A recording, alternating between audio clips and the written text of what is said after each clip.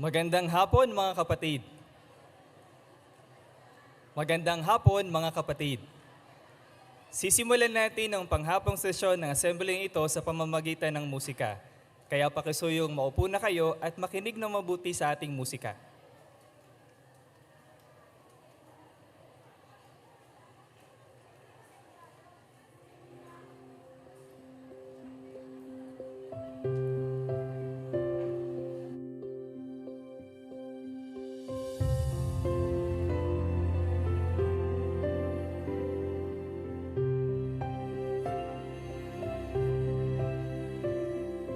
Bóg miłością jest prawdziwą, wszystkich ludzi darzy nią. Gdy kieruje nami miłość, w naszych czynach widać ją. To jest sens naszego życia, takie życie szczęście da.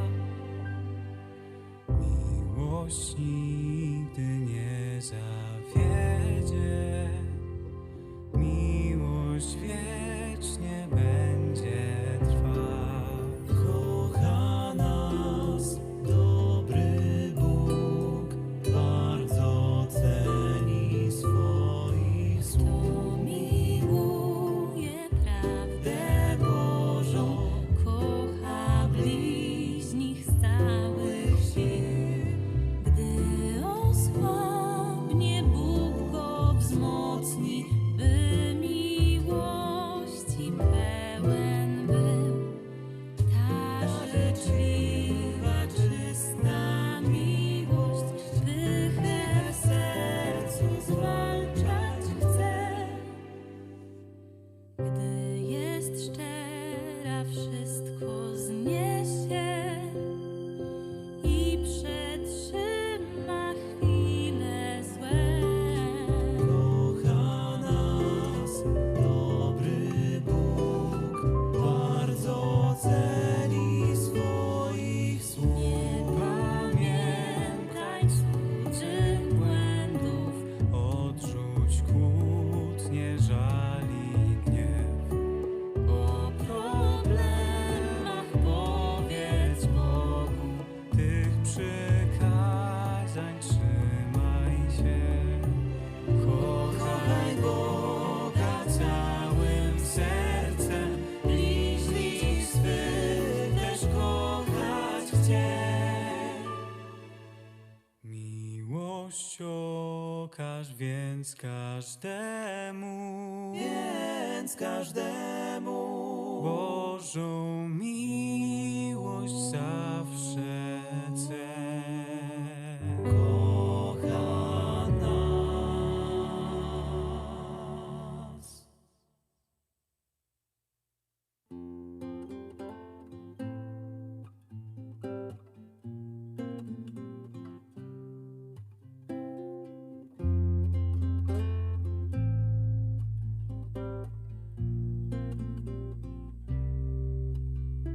谁是你的上帝？你听从谁的命令？你现在向谁下拜屈膝，他就成为你的上帝。你只可以转移，崇拜敬奉一个神。你的抉择显示你的内心究竟服从哪个神？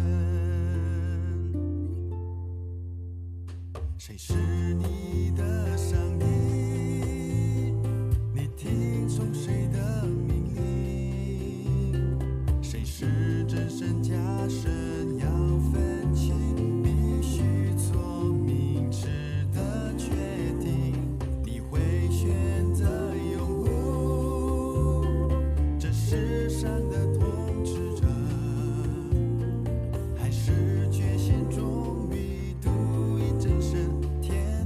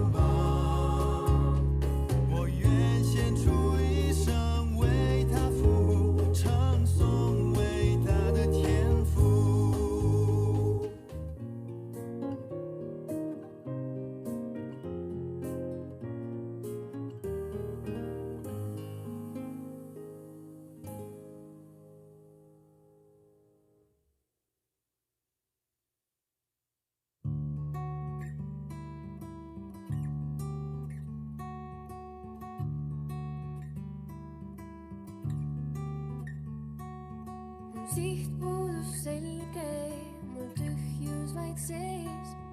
Kuid siis kuulsin tõde, mul meeldis see, mida kuulsin. Meeldis mul see. Vastuseid leida ei lootnud ma ja, kuid nüüd oma sammud sel teel ma sean, see on tõde. Kindlalt ma tean, minu eest tee nii pikk on see, kuid usk mul jõudu annab. Olgu känak teel, mul kindel meel, usk mul jõudu annab. Jõudu annab.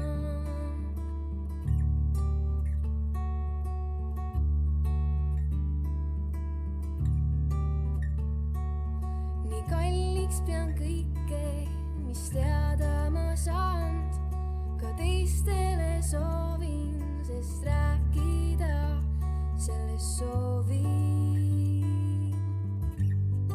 Nüüd rääkida ma.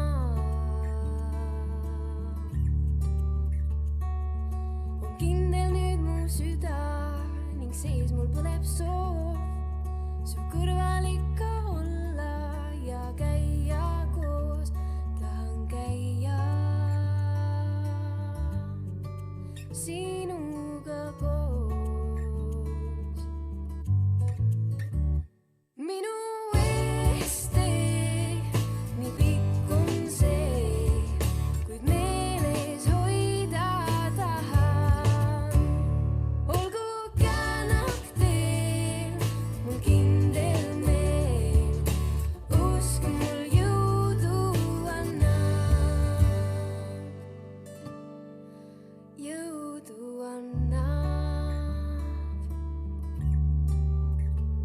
On kui sünged pilved, raskused elus, anun palveis Jehova, võta kanda mu valu. Ma ju tean, kui mured oma käest ma sulle ulatan, siis näen, et kõigist neist raskustest me koos saame üle.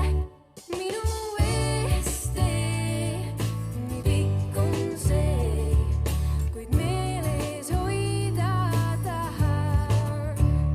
Olgu känak teel, mul kindel meel, usk mul jõudu annab.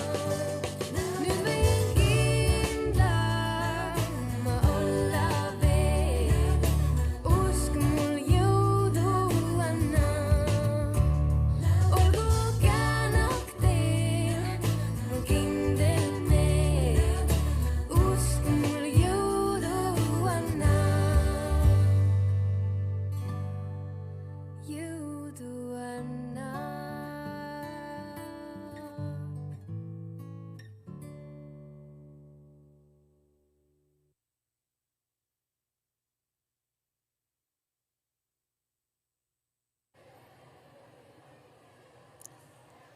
Pakisuyong tumayo at sama-sama po nating awitin ang awit bilang 77 na may pamagat na Liwanag sa Mundong Madilim. Muli, awit bilang 77.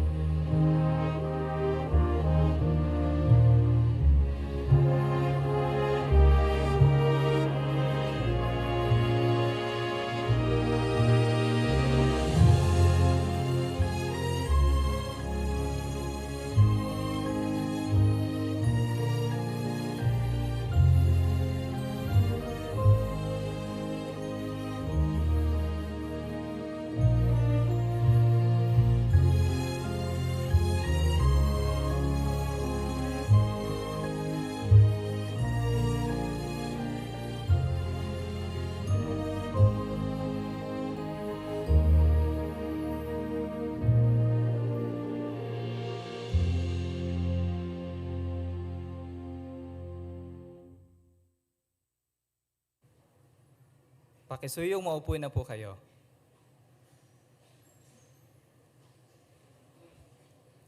Talagang nakakapagpatibay marinig ang karanasan ng mga kapatid na nagsasakripisyo alang-alang sa mabuting balita. May pagkakataon tayo ngayon na marinig ang ilan sa ating mga kasirkito na nakapagbigay ng magandang patutuo nang subukin ang paniniwala nila. Makinig tayo habang ini-interview ni Brother Jatniel Lopez mula sa Bayside Congregation ang ating mga kapatid.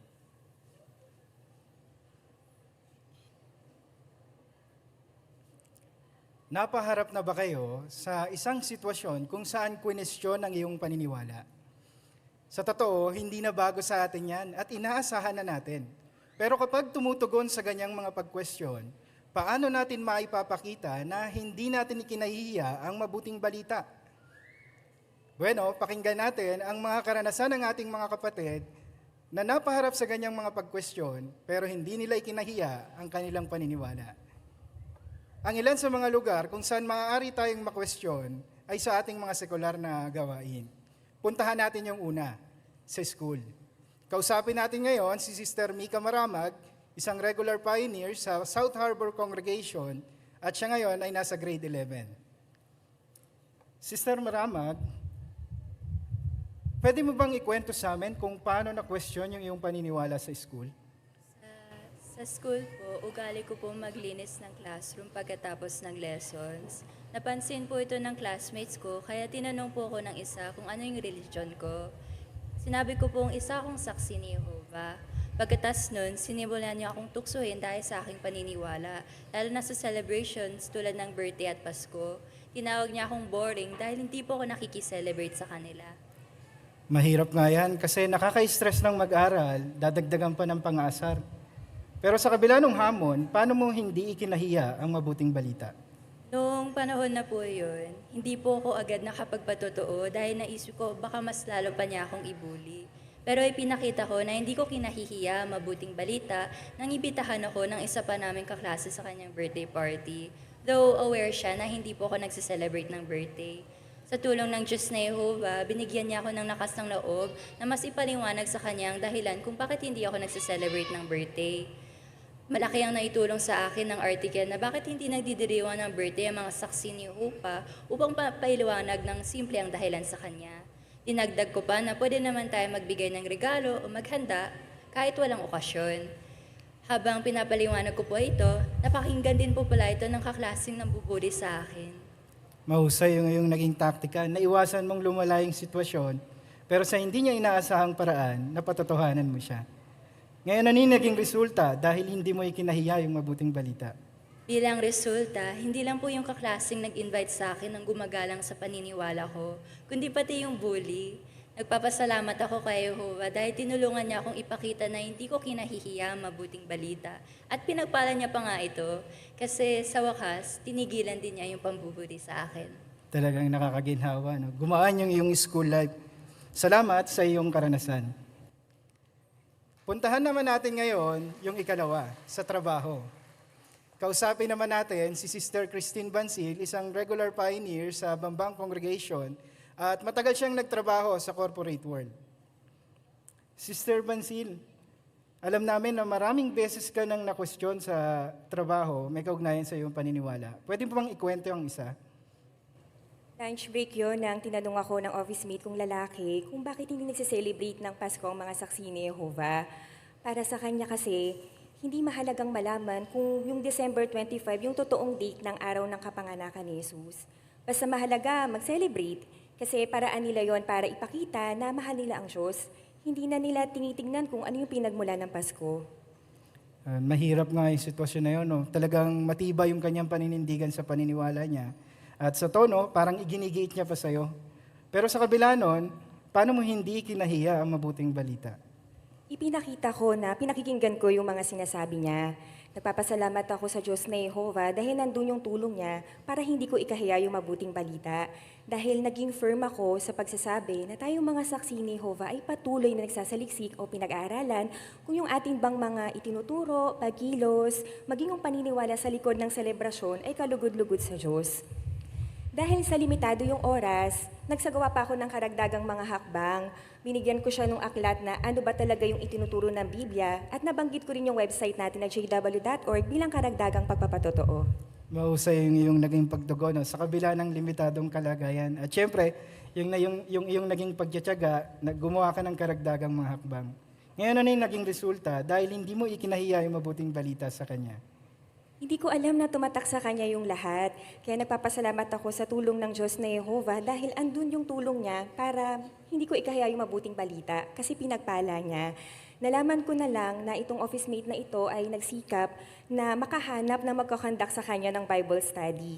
At tumating pa nga sa point na siya na yung nasa sitwasyon na kina-question ng mga ka-department niya kung ano ba yung paniniwala nating mga saksi ni Yehova.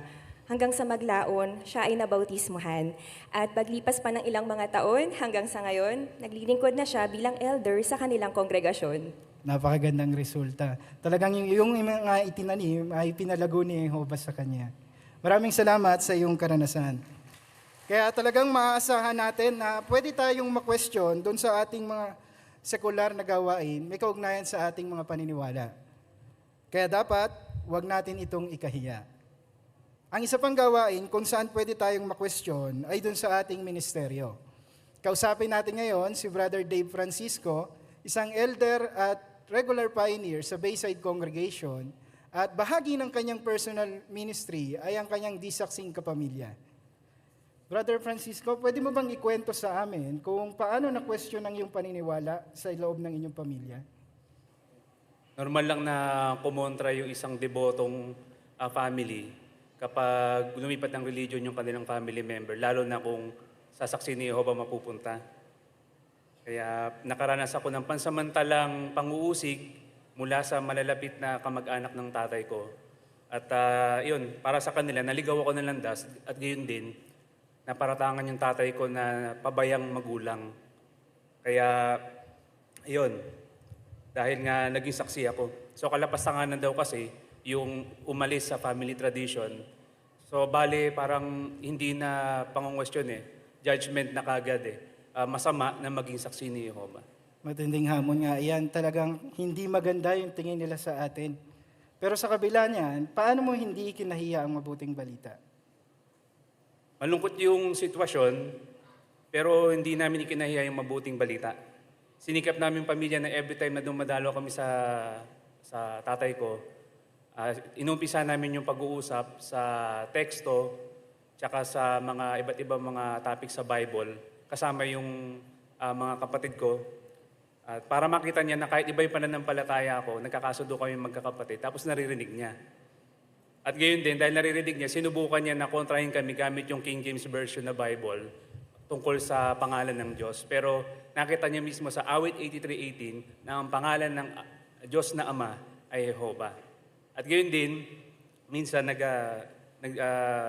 naglalagay din kami ng mga magazine sa sala para every time nadadaan siya doon, makikita niya. Mahusay yung inyong hindi direktang paraan at talagang nakuha niya yung interest ng inyong tatay sa ginawa niyo. Kumusta yung resulta dahil hindi niyo ikinahiya sa tatay niyo yung mabuting balita? Dahil hindi namin ikinahiya yung mabuting balita, nung minsan kinumpronta ulit yung tatay ko, dahil nga sa pagiging saksi namin, kaming tatlo na yung naging saksi magkakapatid noong time na yon. Matapang na sinabi ng tatay ko na wala akong nakikitang masama. Kaya simula noon, nakakasama na namin siya sa mga Bible discussion every time na uuwi kami. Tapos, humusay na rin siya sa paggamit ng Biblia. And then, naging close din siya sa ibang mga kapatid. Tapos, nakakadalo rin siya paminsan-minsan sa Kingdom Hall. Although hindi siya nagpapa-Bible study hanggang ngayon, daman-dama namin yung pagkilos ng Diyos na Jehovah sa pamilya namin. Nakakapagpatibay. Talagang dama namin yung iyong kasiyahan sa pag-alalay sa inyo ni Jehovah. Maraming salamat sa iyong karanasan. Kaya sa tatlong karanasan na napakinggan natin, ano yung nakatulong sa kanila para hindi ikahiya mabuting balita? Una, naging mataktika sila. Nag-adjust sila ng pagtugon base sa kung sino, kung ano yung motibo, kung ano yung ugali, at kahit yung pagiging limitado ng panahon. At syempre, yung ikalawa, yung kanilang katapangan. O sa kabila ng hamon, lakas loob nilang ipinangaral ang mabuting balita. Kaya sa tatlong karanasan, naging totoong-totoo yung huling mga pananalita sa Gawa 4:31. Ang sabi doon, walang takot nilang inihayag ang salita ng Diyos. At tayo ring lahat pinasisigla na yan ang gawin natin. Walang takot nating ihayag ang mabuting balita. Hindi pa kasi tapos ang ating gawain. At inaasahan natin na babangon at babangon ng mga sitwasyon kung saan kakwestiyonin ang ating paniniwala. Pero mahalagang tandaan, ang mga pagkwestiyon iyon, mga pagkakataon din para sa atin. Kaya samantalahin natin ito. Oo, kagaya sa mga karanasan, mga pagkakataon ito para ipakita nating hindi natin ikinahihiya ang mabuting balita.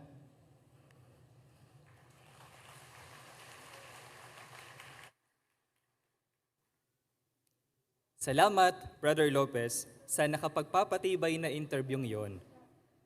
Linggo-linggo, tinutulungan tayo ng pag-aaral sa bantayan na mapalapit kay Jehovah at mamuhay kaayon ng mabuting balita.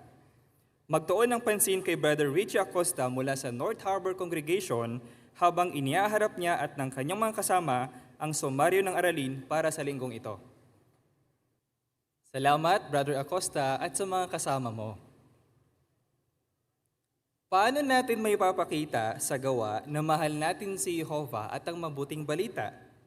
Sasagutin yan sa susunod na symposium na may 3 bahagi. Ipapakilala ng bawat tagapagsalita ang susunod sa kanya.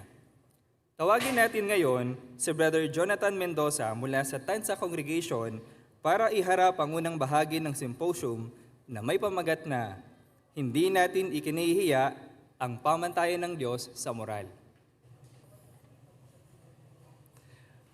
Ano bang religion mo? Natanong ka na ba niyan? Paano ka sumagot? Nag-hesitate ka ba o proud mong sinabi, isa akong saksi ni Jehovah? Bueno, ano man ang sagot mo, matutulungan tayo ng Hebreo chapter 10, verse 39 sa bagay na ito. Inaanyahan ko kayo mga kapatid na basahin natin ang sinasabi ng Biblia sa Hebreo chapter 10, verse 39. Kung nakita niyo na, ganito ang sabi. Hindi tayo ang uri na umuurong tungo sa pagkapuksa, kundi ang uri na may pananampalataya na makapagliligtas ng ating buhay. So ano yung point doon sa binasa nating teksto? Kaya hindi tayo nahihiya na mapaiba sa mga taga-sanlibutan o kaya naman ay sabihin ang tungkol sa ating Diyos na Jehovah kasi mayroon tayong matibay na pananampalataya. Kaya pinagmamalaki natin na isa tayong saksi ni Jehovah. Pero paano tayo magkakaroon ng pananampalataya na hindi umuurong ayon doon sa tekstong binasa natin? Abeno, matutulungan tayo ng symposium na ito. Tatalakayin sa symposium ang 3 paraan kung paano natin masusuportahan ang una, ang pamantayan ng Diyos sa moral. Pangalawa, ang kaharian ng Diyos. At pangatlo, ang mga kinatawan ng Diyos. Tatalakayin natin yung unang punto. Ano ba ang tingin ng sanlibutan sa pamantayan ng Diyos sa moral? Bueno, iniisip ng mga tao sa ngayon na makaluma na raw at hindi na praktikal ang pamantayan ng Diyos na Jehovah sa moral. Iniisip pa nga ng ilan na pwedeng magpatuloy ang isa na gumawa ng kasalanan pagkatapos daw ay mananatiling kaibigan pa rin ng Diyos. At ganyan din ang kaisipan ng mga tao noong unang siglo, nung nabubuhay si Apostol Juan. Sa pananaw ng mga tao, okay lang na gumawa ng kasalanan at sinasabi nila na naniniwala naman sila sa Diyos pero hindi sila sang-ayon pagdating naman sa pamantayan ng Diyos na Jehovah sa moral. Hindi sila sang-ayon na ang pamantayan ng Diyos sa moral, lalo na sa sex, ay ito ay regalo niya para lamang sa mga mag-asawang lalaki at babae. At sa ngayon nga ay katanggap-tanggap na para sa karamihan yung mga gawain na sa tingin ng Diyos na Jehovah ay kasalanan. Halimbawa, yung mga gawain na nag-i-involve sa mga homoseksual at gayon din yung mga pangangalo niya. At sa ilang lugar pa, itinuturo sa mga eskwelahan na normal lamang ito, ang immoral na pamumuhay at walang masama dito. Hindi natin tinutularan yung pagtingin o pananaw ng mga taga-sanlibutan sa kasalanan. Kaya naman, hindi na tayo magtataka kapag tayo ay iniinsulto o kaya naman ay hindi maganda yung paraan ng pakikitungo nila sa atin kasi hindi tayo nakikisama sa kanila. Pero bakit ba natin sinusuportahan ang pamantayan ng Diyos na Jehovah? Kasi bilang ating may lalang, kinikilala natin na ang Diyos na Jehovah lamang ang siyang may otoridad. At siya lamang ang may karapatan na magtakda ng tama at ng mali. Binigay ni Jehovah yung pamantayan niyang ito sa atin kasi mahal niya tayo. Gusto niya na mapabuti tayo. Pero bakit tayo makakapagtiwala sa pamantayan ng Diyos na Jehovah? At talakayin natin yung dalawang dahilan. Una, makatwiran kasi ito at kaya natin na sundin yung pinapagawa ng Diyos na Jehovah sa atin. Sa Deuteronomy chapter 30 verse 11, nung binigay ni Jehovah yung utos sa mga Israelita, sinabi niya na ito ay hindi malayo sa kanila o kaya naman ay ito ay napakahirap sundin. So ibig sabihin, kapag ang isang tao ay sincere at gusto niya talaga na sundin yung utos ni Jehovah, magagawa niya ito at may papakita niya na mahal niya ang Diyos na Jehovah. Yung pangalawang dahilan, hindi binabago ni Jehovah yung kanyang pamantayan para lamang bumagay sa nagbabagong pamantayan ng sanlibutan. Consistent ang pamantayan ng Diyos na Jehovah sa moral kahit na dumaan pa ang mahabang panahon. Hindi katulad ng pamantayan ng sanlibutan, pabago-bago ito kasi tinatry nilang i-accommodate yung kagustuhan ng mga tao. Pero at the end, hindi mabuti yung resulta. Pwede natin ma-compare yung pamantayan ng Diyos na Jehovah sa moral o standard niya sa standard sa drinking water. Yung ininom nating tubig, wala dapat itong E. coli bacteria kasi ito ay nakakasama sa ating kalusugan. Kaya yung mga nagbibigay ng tubig sa atin, mga drinking water provider, minimake sure nila na maabot nila yung standard na sinet para sa drinking water. Kasi ito ay reasonable, kaya nilang maabot at hindi nagbabago. Gayun din, yung pamantayan ng Diyos sa Jehovah sa moral. Reasonable, kaya nating maabot, kaya nating magawa, at hindi nagbabago. Kaya, kapag naninindigan tayo sa pamantayan ng Diyos na Jehovah sa moral, napapasaya natin ang Diyos na Jehovah, gayon din nadadaig natin ang isa na masama, si Satanas na Diablo. Kaya hindi ba yan napakagandang mga dahilan para manindigan tayo at suportahan ang pamantayan ng Diyos na Jehovah sa moral? Kaya, paano mo maipagtatanggol ang pamantayan ng Diyos sa moral? Talakayin natin yung dalawang paraan. Una, dapat na kumbinsido ka na ang pamantayan ng Diyos ay tama at ito ay para sa ikabubuti mo. Sa Isaiah 48, 17 and 18, sinabi ni Jehovah dito na kapag sinunod natin yung kanyang pamantayan, mapapabuti tayo. At makikita natin yung pamantayan niya sa kanyang salita, ang Biblia. Pero sinasabi rin ng Biblia sa atin sa isang banda, yung magiging consequence o resulta kapag hindi tayo sumunod sa pamantayan ni Jehovah. Halimbawa, sa Kawikaan chapter 5 verse 8 and 9, sinasabi doon na dapat tayong umiwas sa immorality kasi ito ay may hindi magandang resulta. Nasisira yung kaugnayan natin kay Jehovah, nawawala yung ating paggalang sa sarili. Kaya kung pag-iisipan ng isa yung consequences ng hindi pagsunod sa utos ni Jehovah, makakagawa siya ng tamang pagpapasya. Yung ikalawang point na makakatulong, maging handa na ipagtanggol ang paniniwala mo. Pansinin kung paano yan idinidiin ng unang Pedro chapter 3 verse 15. Inaanyahan ko kayo mga kapatid na basahin natin ang sinasabi ng unang Pedro chapter 3 verse 15. Ganito ang sabi, kundi pabanalin ninyo ang Kristo bilang Panginoon sa mga puso ninyo na laging handang ipagtanggol ang inyong pag-asa sa harap ng lahat ng humihingi ng paliwanag tungkol dito. Pero ginagawa iyon ng mahinahon at may matinding paggalang. So ayon sa binasa nating teksto, dapat lagi tayong handang ipagtanggol yung ating pag-asa o yung ating paniniwala mula sa Biblia. Pero syempre, kapag prepared tayo, mas confident tayo na gawin ito. Kaya paano natin ito magagawa? Loving provision sa atin yung family worship arrangement. Kaya mahal naming mga kabataan, pinasisigla namin kayo, ina-encourage namin kayo na sabihin sa mga magulang nyo yung mga challenges na napapaharap sa inyo sa ngayon. At aming mga mahal na mga magulang, pinasisigla namin kayo na tulungan ang inyong mga anak, lalo na aming mga kabataan, na maipaliwanag ang kanilang paniniwala. pwede kayong magkaroon ng practice session sa inyong family worship. Pwedeng pag-usapan yung mga controversial topics na napapaharap sa mga kabataan sa ngayon. At mga magulang, pwede ninyong tulungan ng inyong mga anak na maipaliwanag ang kanilang paniniwala mula sa Biblia sa mahinahong paraan. Ano ba yung ilan sa mga topics na pwedeng pag-usapan? Halimbawa, galit ang mga saksi ni Jehovah sa mga homoseksual. O kaya naman ay totoo ang evolusyon.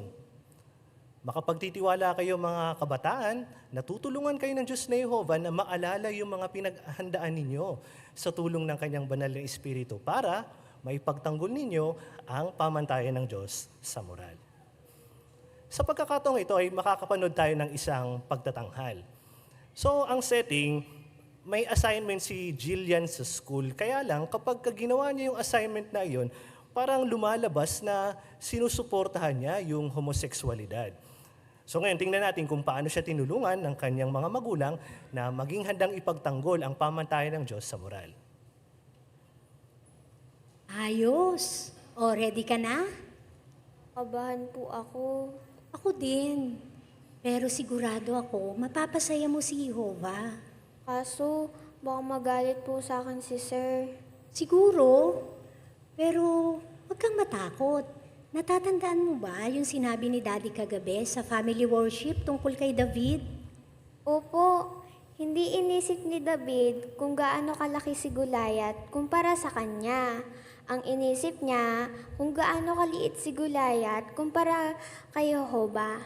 Sino yung nakikita ni Jehovah habang kausap mo yung teacher mo? Ako po. At hindi ka lang niya basta nakikita. Tutulungan ka rin ng Diyos na Jehovah. Kaya bago ka pumasok sa school, mag-practice ulit tayo, tapos mag-pray tayo. Napansin ba ninyo kung ano ang ginawa ng magulang ni Jillian para tulungan siya na ipagtanggol ang pamantayan ng Diyos sa moral? Nakita nila kung ano yung kailangan ni Jillian at yun ang pinag-usapan nila sa family worship nila. Nakita rin natin na pinatibay ng nanay niya si Jillian, nag-pray pa sila bago siya pumasok sa school. So ngayon, tingnan natin kung paano kinausap ni Jillian yung teacher niya pagkatapos ng klase. Sir, Oh, Jillian, ikaw pala. Ano yun? tungkol po dun sa project, pwede po bang bigyan niyo lang po ako ng ibang assignment? Kasi hindi ko po yun magagawa eh. Ha? Bakit naman? Nag-aaral po ako ng Bible at natutuhan ko po na ayaw po ng Diyos sa homosexualidad. Kaya hindi po ako komportableng gawin yung assignment. Di ba dapat pantay-pantay ang tingin natin sa lahat ng tao? Opo, pantay-pantay ang tingin ng Diyos sa mga tao at ganun din po ako. Oh, kung ganun pala, gawin mo assignment mo at suportahan sila. Gusto ko naman po maging masaya lahat, pero pwede ko po bang ipaliwanag kung bakit hindi ko po talaga magagawa yung assignment? Okay, sige.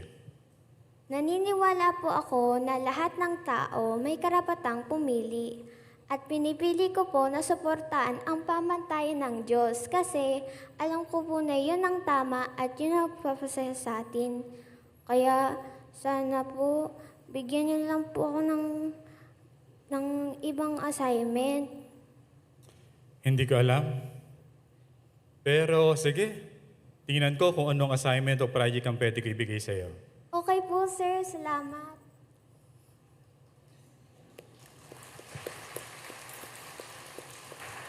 Sa tulong ng paghahandang mabuti at ng Diyos na Jehovah, magagawa natin na suportahan at ipagtanggol ang pamantayan ng Diyos sa moral. Oo, mahalaga tayo para sa ating Diyos na Jehovah. At nakikita niya ang pagsisikap natin na sundin ang kanyang mataas na pamantayan sa moral. Hindi katulad ng mga taga-sanlibutan na iba ang paningin sa atin. Nagpapasalamat tayo na ang Diyos na Jehovah ang ating Diyos na sinasamba, na talagang nagpapahalaga sa kanyang mga lingkod. Hindi niya tayo ikinahihiya. Kaya naman, isang malaking pribileyo sa atin na sundin ang Diyos na Jehovah at tunay na tayo rin naman ay nakakadama ng kagalakan kapag ginagawa natin ito. Kaya naman, determinado tayo na sundin at ipagtanggol at hindi ikahiya ang pamantayan ng Diyos sa moral. Kasi Kapag ginagawa natin ito, higit sa lahat, napapasaya natin ang Diyos na Jehovah.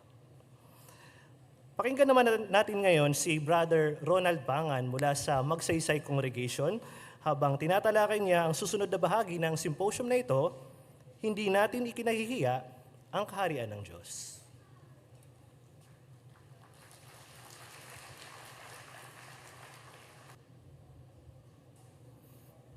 May isang kabataan, tatawid siya ng kalsada.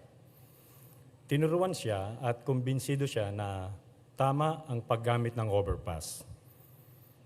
At alam niya na ito ang pinakaligtas. Meron ding isang grupo ng kabataan na tatawid kasabay niya, pero hindi gagamit ng overpass. Ipinakita nilang ito ay cool, pinakamadaling daan, at marami ang gumagawa. Nahiya ngayon ang naunang kabataan, hindi na gumamit ng overpass. Ano ang punto sa kwentong ito? Karaniwan sa tao ang takot o nahihiya kapag kakaiba sa mas nakararami. Sa katulad na paraan, lahat tayo na naririto ay kumbinsido na ang kaharian ng Diyos ang solusyon sa lahat ng problema ng mundo. Gayunpaman, kapag napag-uusapan kasama ng marami ang tungkol sa politika, maaaring mahiya at magatubili ang isa na ipasok ang tungkol sa kaharian ng Diyos. Marami talaga sa sanlibutan ngayon ang iba ang pananaw tungkol sa kaharian ng Diyos. Pansinin ang pananaw ng tatlong klase ng mga tao tungkol sa kaharian ng Diyos. Una, marami ang mga taong naniniwala sa kaharian ng Diyos. Pero gobyerno naman ng tao ang kanilang sinusuportahan at lubos silang umaasa dito. Ikalawa, marami din ang mga taong hindi naniniwala sa Diyos o sa Biblia, kaya automatic hindi sila naniniwala sa kaharian ng Diyos. Ikatlo ay ang mga leader ng mga bansa. Ayon sa awit 2:1-2, ang mga leader ng mga bansa ay nagkaisa laban kay Jehovah at sa kanyang piniling hari. Nangyari ito noong unang siglo nang magtulungan ang otoridad ng Hudyo at Romano para patayin ang Panginoong Hesus, ang itinalagang hari. Gayun din ang ginawa nila noong 1914. Wala isa mang pamahalaan dito sa lupa ang kumilala sa haring inuluklok, ang Panginoong Hesus. Ang dami talaga nila na mga hindi kumikilala sa kaharian ng Diyos. Kung ikaw ay nag-aaral o empleyado, nakatira sa isang komunidad, baka nag-iisa ka lang na saksi ni Jehovah.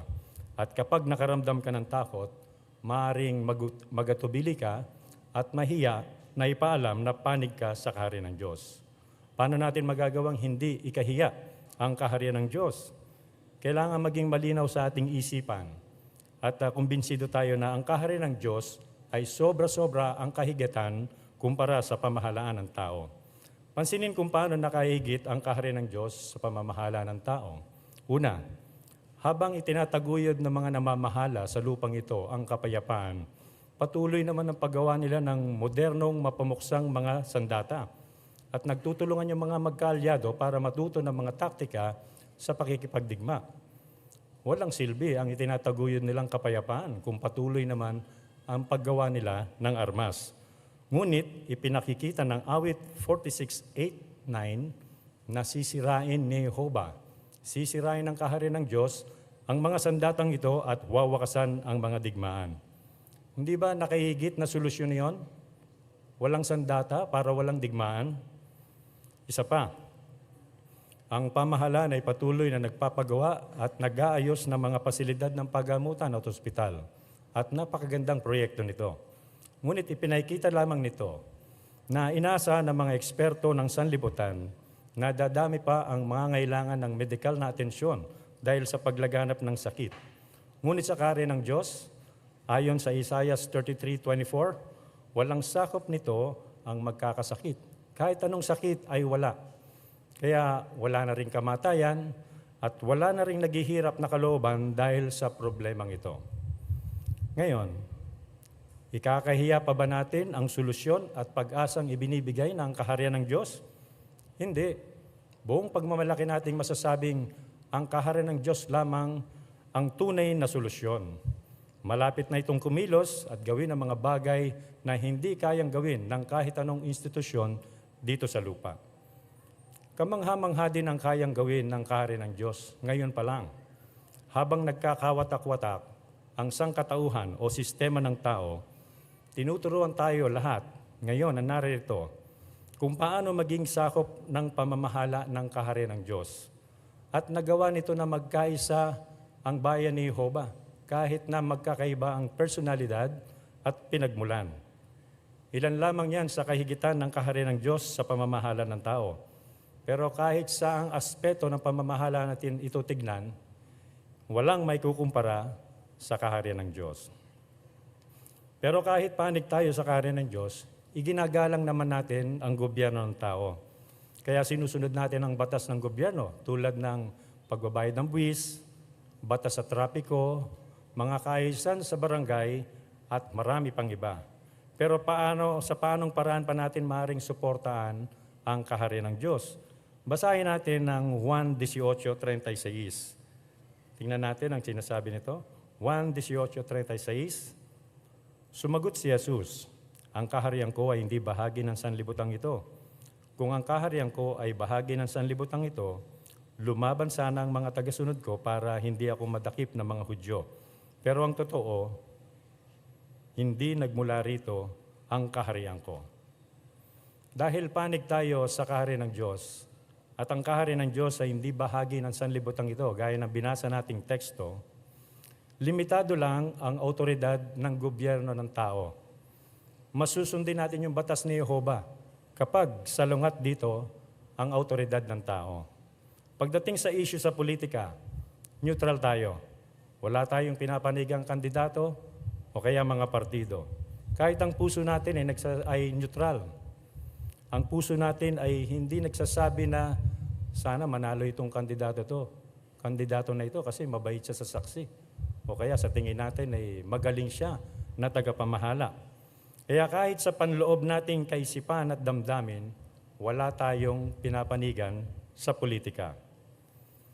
At dahil neutral tayo, hindi rin tayo sumasali sa mga digmaan at hindi rin tayo nag-aaral ng makipagdigma. Kahit ibang bansa yung magkalaban, wala tayong kinakampihan doon. Iginagalang din natin ang simbolo ng mga bansa, gaya ng bandila. Pero hindi natin dito ibinibigay ang parangal, sakripisyo, buhay na ibibigay lamang natin sa Diyos na Jehovah. Dahil sa neutralidad natin, akala ng marami ay wala tayong pakialam sa mundo, kaya hindi sila natutuwa. At nainis sila. Ganun pa man, patuloy nating ipinangangaral ang kaharian ng Diyos, matuwa man sila o hindi. May katapangan ng nating ipinangangaral ito, pati sa mga opisyal ng gobyerno. Hindi ito madali, isa itong hamon. Pero nagagawa natin ito kasi ibinibigay ni Jehovah yung lakas ng loob na hinihingi natin sa Kanya. Tulad nung pagtulong na ginawa ni Jehovah kay Pablo, nung magpatotoo siya sa harap ni Gobernador Felix ng Roma, Gobernador Pesto at Haring Agripa. Talagang kailangan natin ng lakas ng loob dahil sa mga hamong ito. Sa mapapanood na pagtatanghal na may dalawang bahagi, tingnan kung ano ang naging reaksyon ni Carmelo nang bagitin ng katrabaho niyang si June ang isang issue sa politika. Mel, saklit lang. May sasabihin lang ako. Nag-iipon kasi tayo ng pondo ngayon eh. Kailangan natin bumili ng flag. Alam mo na, parang suporta na rin doon sa mga naging biktima ng digmaan. Siya nga pala, hingin ko na yung share mo. Okay. Teka lang Okay lang yan, kahit magkano lang. Ang malaga, naipakita natin yung suporta natin, di ba? Pasensya na kayo, John. Wala pala akong dalang pera, naiwan ko yung wallet ko. Ay, ganun? O sige, ganito na lang.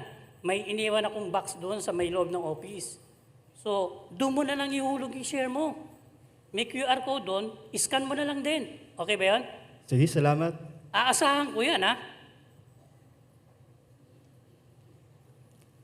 Ano ang masasabi ninyo? Gusto ng brother na maging neutral. Pero sa ginawa niya, maaaring maisip ng katrabaho niya na may kinakampihan pa rin siya. Nangyari na rin ba iyan sa inyo? Panoorin natin ulit yung pagtatanghal. At tignan natin Handa na si Carmelo na ipaliwanag yung kanyang neutralidad. Tingnan natin kung anong nangyari. Mel, saglit lang. May sasabihin lang ako. Nag-iipon kasi tayo ng pondo ngayon. Kailangan natin bumili ng flag. Alam mo na, bilang suporta na rin doon sa mga naging biktima ng digmaan. Hingin ko na rin yung share mo. Uy, Kuya John, oo nga no.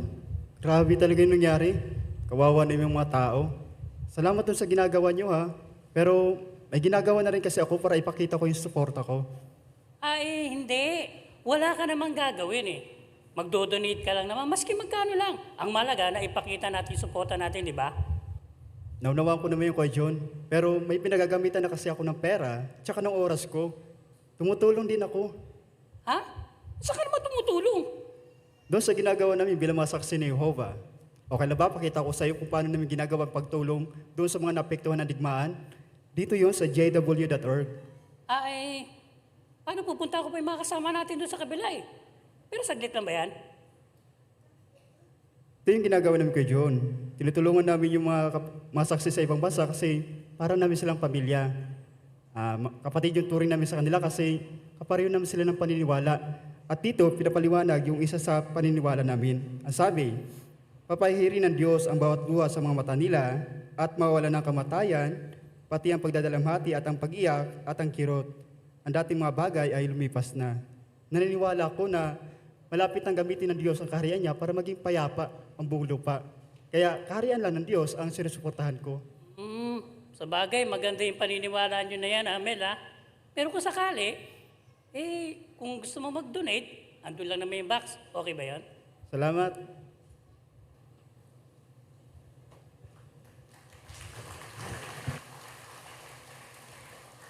Ano ang naitulong ng pagiging handa ni Carmelo? Mataktika niyang naipaliwanag na bilang Kristiyano, neutral siya sa politika.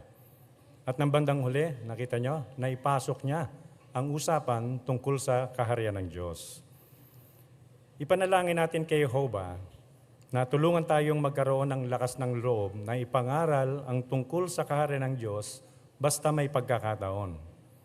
Pwede nating itong gawin sa family worship o personal study. Maghanda kung paano mataktik ang ipapaliwanag ang tungkol sa pagiging neutral mo bilang isang Kristiyano. Kung kumbinsido tayo na nakahihigit ang kaharian ng Diyos sa pamamahala ng tao, ipagmamalaki at susuportahan natin ang kaharian ng Diyos sa bawat pagkakataon. Kung gagawin natin to, tiyak na ipagmamalaki rin tayo ng Diyos na Jehovah. Pagpapalain niya at bibigyan niya tayo ng masayang buhay magpakailanman. Sa kabaligtaran, masasayang ang buhay ng mga ayaw kumilala sa kaharian ng Diyos.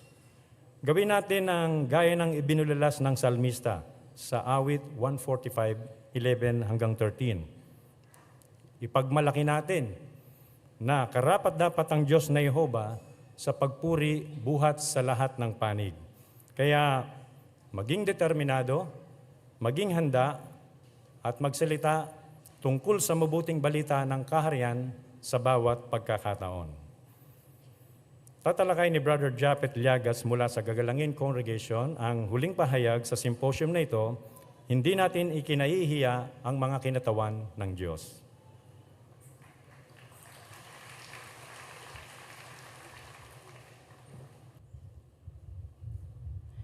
Sino ang leader nyo?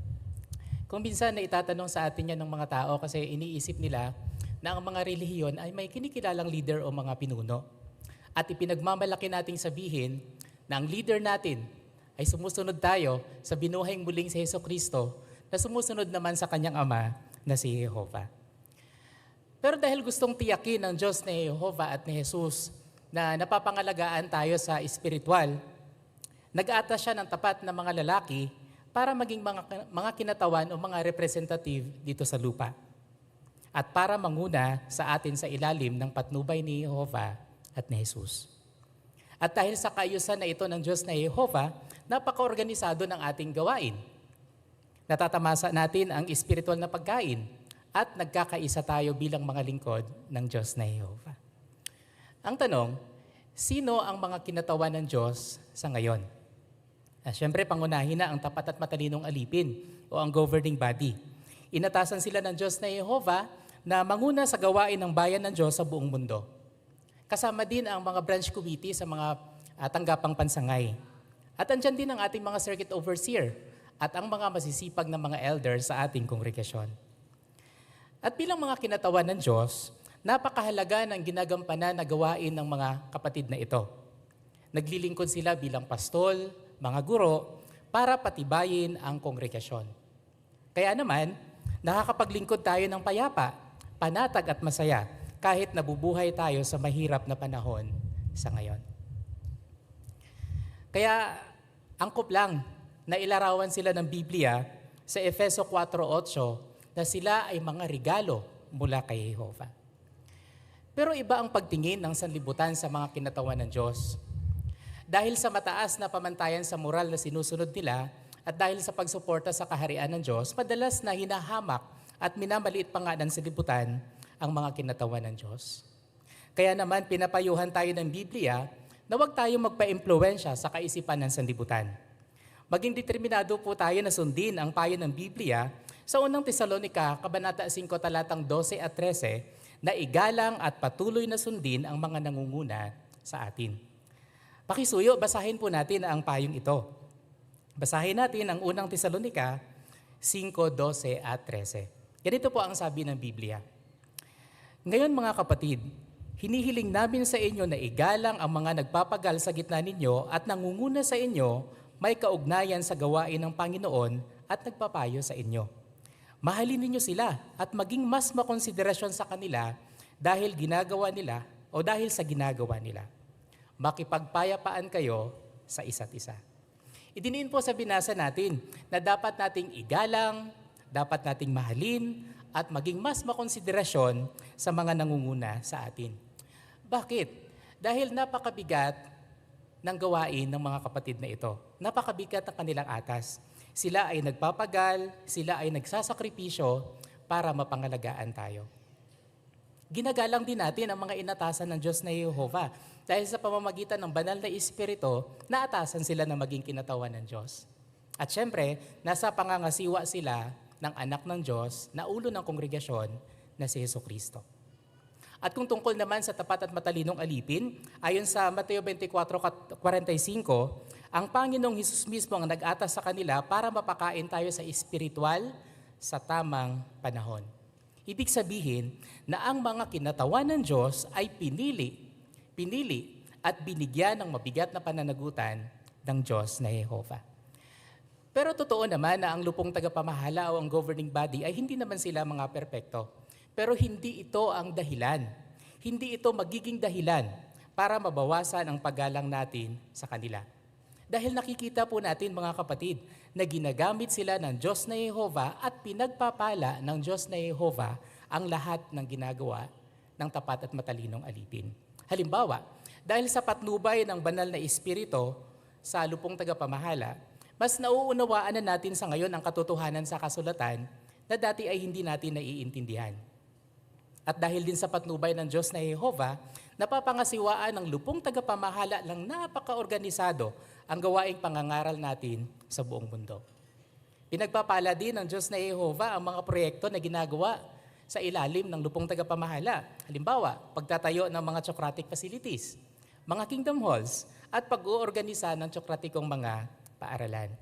At pati na ang pag-uorganisa ng Disaster Relief Committee sa buong mundo para tugunan ang pangangailangan ng mga kapatid natin na biktima ng kalamidad at mga digmaan. Oo, talagang makapagtitiwala tayo na pinapatnubayan at ginagamit ni Jehovah ang tapat na mga brother na ito. Kaya naman, karapat-dapat silang mahalin at igalang. At kung talagang ginagalang natin ang mga kinatawan ng Diyos, lagi din natin silang susuportahan. Ang tanong, paano natin maipapakita ang buong pusong pagsuporta natin sa mga kinatawan ng Diyos? Sa pamamagitan ng buong pusong pagsunod sa mga tagubilin. Sa pamamagitan ng buong pusong pagsunod sa mga tagubilin. Oo, palagi po tayo nakakatanggap ng mga tagubilin mula sa lupong tagapamahala sa pamamagitan ng ating mga publikasyon, pulong, sulat para sa mga elder, at mga governing body updates. Ano dapat ang maging saloobin natin sa mga tagubiling na tatanggap natin mula sa mga kinatawan ng Diyos? Ituring po natin ito na mula kay Jehovah. Bakit? Dahil bago pa man maglabas ng mga tagubilin ng governing body, talagang pinag-pray, pinag-isipan, at pinag-aralan nila itong mabuti gamit ang Biblia. Kaya makakatiyak tayo na nakabase ito sa kasulatan at may patnubay ito ng Diyos na Jehovah. Pero minsan baka mahirapan o baka masubok pa nga ang pagiging masunurin natin sa ilang mga tagubilin. Halimbawa, sa dress and grooming. Kamakailan lang binanggit ng lupong tagapamahala ng mga sisters ay pwede nang magsuot ng dissenting slacks sa panahon ng pulong, sa ministeryo at asembleya. Sa mga brother naman, kung angkop sa kanilang lugar, pwede na silang mag-decide kung magbabalbas ba sila o hindi. Karagdagan pa, nagbigay din ng paalala ang governing body tungkol sa posibleng panganib ng pagkuha ng higher education. Baka minsan, nagiging issue pa rin sa atin ang mga tagubiling ito.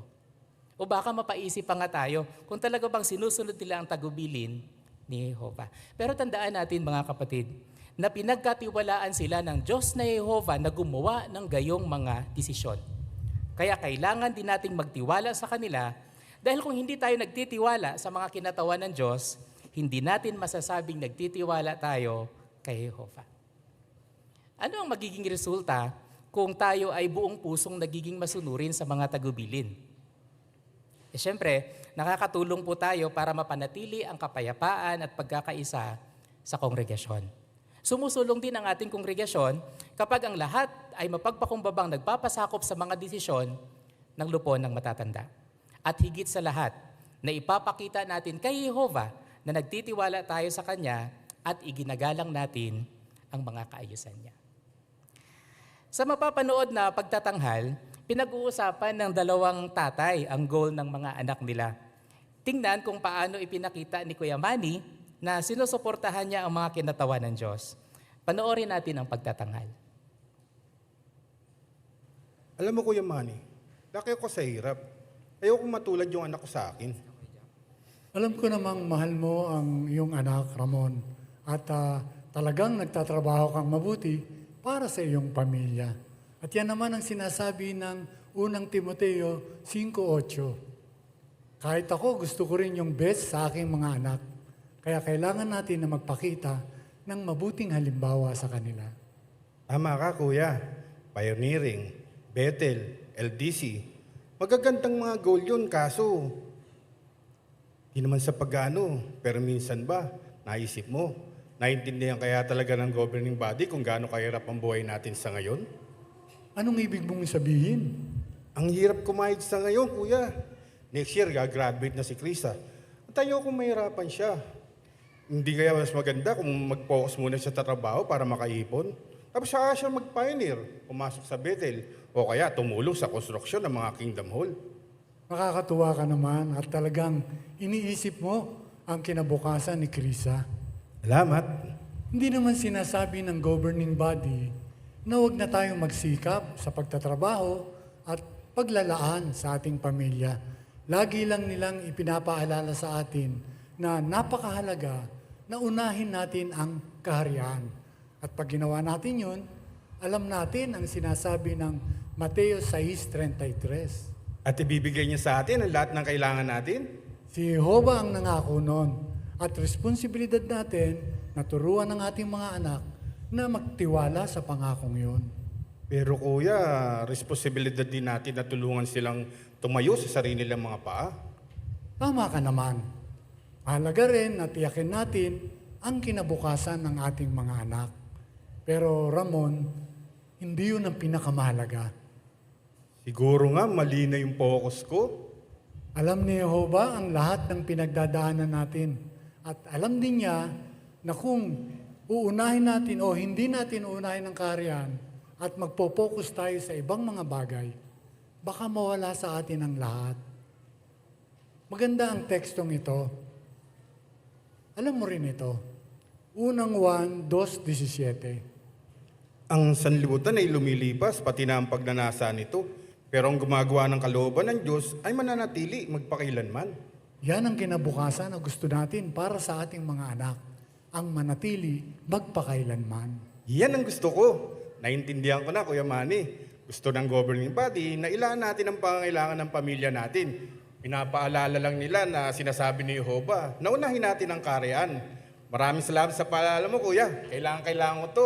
Salamat sa pakikinig. Basta ikaw.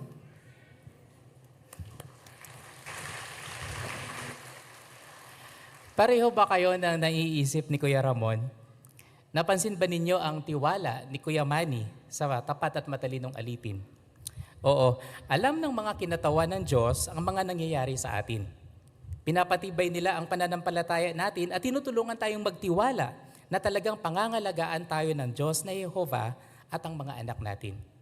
Si Jehovah mismo bilang makalangit nating Ama, sinusunod niya ang prinsipyo sa unang Timoteo 5:8 na paglaanan ang mga nasa pangangalaga niya. Kapag nagtitiwala tayo kay Jehovah, ipinapakita rin natin na nagtitiwala tayo sa mga pinili niyang kinatawan. Ipinaalala sa atin ng symposium na ito kung bakit ipinagmamalaki natin na kay Jehovah tayo nagtitiwala. Oo, malapit nang mawala ang lahat ng organisasyon dito sa lupa maliban sa nagkakaisang organisasyon na pinapatnubayan ng Espiritu ng Diyos na Jehovah. At habang papalapit ang wakas ng sistemang ito, mas lalo nating kailangang magtiwala na laging tama ang lahat ng ginagawa ng Diyos na Jehovah. Dahil sa malaking kapigatian, malamang na makakatanggap tayo ng mga tagubilin na sa tingin natin ay kakaiba, di praktikal o di makatwiran. Siyempre, hindi naman tayo kakausapin ng personal ng Diyos na Jehovah. Maaaring magbigay siya ng mga tagubilin sa pamamagitan ng mga kinatawan niya. Kaya hindi iyon ang panahon para magduda at mag-isip kung galing ba talaga kay Jehovah ang mga tagubiling ito o desisyon lang ito ng mga kapatid na nangunguna.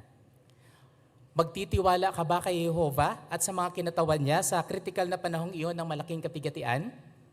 Nakadepende iyan kung paano ka sumusunod sa mga tagubilin ngayon. Kapag nagtitiwala ka sa mga tagubiling na tatanggap natin ngayon at agad itong sinusunod, malamang na ganyan din ang gawin mo sa malaking kapigatian. Bilang ripaso sa symposium na ito, sagutin natin ang ikalimang tanong na nasa ating program. Ang tanong, paano natin maipapakitang hindi tayo nahihiyang manindigan para sa ating Diyos? Ang sagot, Hebreo 10:39, Unang Pedro 3:15, Juan 18:36 at Unang Tesalonica 5:12 at 13.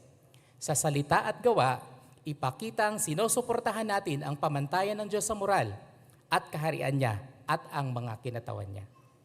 Oo, maging determinado sana tayong lahat na ikapit ang pamantayan ng Diyos sa lahat ng aspekto ng ating pamumuhay. Patuloy din nating ipangaral ang tungkol sa kaharian ng Diyos at patuloy na igalang at sundin at magtiwala sa mga nangunguna sa atin.